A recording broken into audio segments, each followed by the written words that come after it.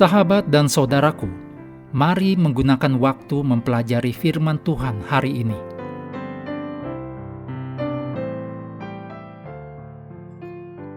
Rabu 10 Desember, judulnya Jawaban yang Lembut.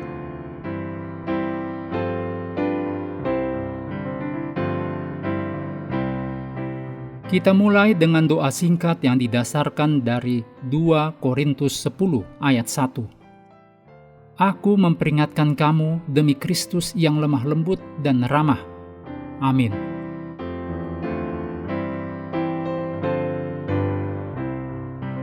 Dalam Yosua 22 ayat 21-29, dengan terang dari Amsal 15 ayat 1, kita dapat pelajari jawaban dari suku-suku Israel di timur. Jawaban dari pihak tertuduh, sejelas dan sekuat tuduhannya, merupakan inti dari pasal ini, baik secara tematis maupun struktural. Sejauh ini, suku-suku tersebut tidak menjawab tuduhan-tuduhan tersebut, melainkan hanya diam, mendengarkan tuduhan-tuduhan yang dilayangkan kepada mereka.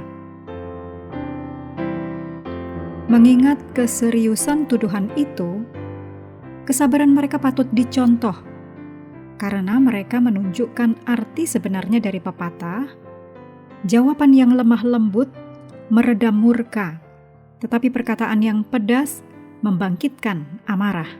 Amsal 15 ayat 1. Kalimat pembuka dari pembelaan ini adalah serangkaian nama-nama ilahi yang dikaitkan dengan Allah Israel, yaitu El, Elohim, dan Yahweh.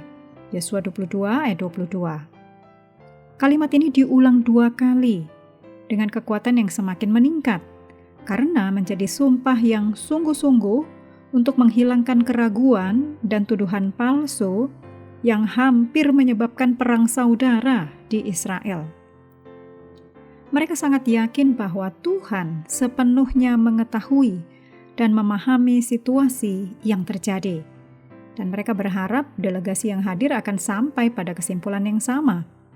Kedua suku ini juga mengakui pertanggungjawaban mereka di hadapan Tuhan dengan meminta Tuhan untuk melakukan pembalasan jika mereka memang bersalah. Ulangan 18 ayat 19, 1 Samuel 20 ayat 16. Sebuah keterangan yang diungkapkan dan mengejutkan terjadi, yaitu di satu sisi membuktikan bahwa dasar dari dakwaan itu tidak benar. Sebab mazbah tidak berfungsi hanya sebagai tempat pengorbanan dan di sisi lain mengungkapkan motivasi mereka yang sebenarnya. Takut akan terpisah dengan Israel dan bukannya kemurtatan adalah alasan yang sebenarnya dari tindakan mereka. Dengan demikian, pembangunan mazbah bukanlah bukti kemurtatan, seperti yang selama ini diduga. Sebenarnya yang terjadi malah sebaliknya. Mereka bertindak karena takut akan Tuhan, sama seperti yang dilakukan oleh suku-suku di sebelah barat Yordan. Dasar sejati dari kesatuan Israel bukanlah geografi atau luasnya tanah pusaka secara fisik, melainkan kesetiaan rohani mereka kepada kehendak Tuhan. Kepedulian yang tulus dari suku-suku di wilayah barat sungai juga terungkap dalam kegembiraan sejati mereka saat suku-suku di sisi timur dipastikan tidak bersalah. Ketimbang merasa kalah oleh argumen saudara-saudara mereka justru menunjukkan kebahagiaan sejati bahwa kecurigaan mereka ternyata salah. Perang saudara di Israel pun terhindar dan kesatuan bangsa tetap terjaga. Bagaimana kita menangani tuduhan palsu? Bagikan beberapa prinsip yang menjadi penuntun sikap kita. Dan salah satunya terdapat dalam Mazmur 37 ayat 3-6, juga ayat 34 dan 37.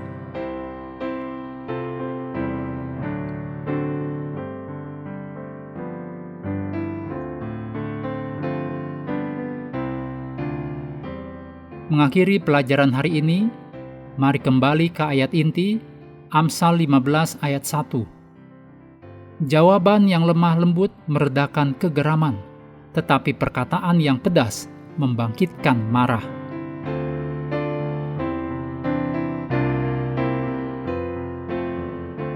Sahabat juga perlu melengkapi waktu untuk bersekutu dengan Tuhan setiap hari. Dengan bacaan Alkitab sedunia, percayalah kepada nabi-nabinya yang melanjutkan dari 1 Samuel pasal 2. Tuhan memberkati kita semua.